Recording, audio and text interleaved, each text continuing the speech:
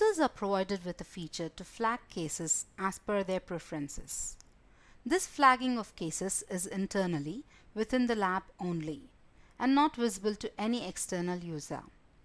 Creating, editing, and deleting flag functionality has been provided to the users of the lab manager, lab director, and pathologist roles, and is available under their Manage Flags tab in their Settings section. To manage flags, follow these steps. Go to the Manage Flags tab under your left menu, under the Settings.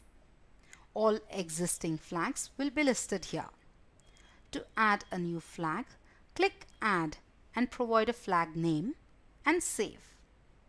The Edit option allows you to activate or deactivate a flag using the Is Active checkbox.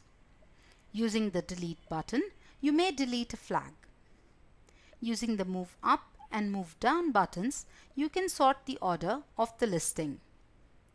All lab users are provided with the ability to view the flags on a case. In addition, they have the capability to flag cases with the flags created for that lab on the case details page. You can do this by clicking the Flags hyperlink in the Accession page and on all other pages through the flag icon available on the right-hand corner of the case header. The internal flags created for the lab are listed here. To view the flags chosen for this case, click the View Selected button. Else, click the View All button to see all the flags available for the lab. You may edit the flags for the case from here. You may select a flag or unselect a flag and click Save to proceed. Using the Search feature, you may also look for a particular flag. All users have the ability to search for the flagged cases from the Case Search page.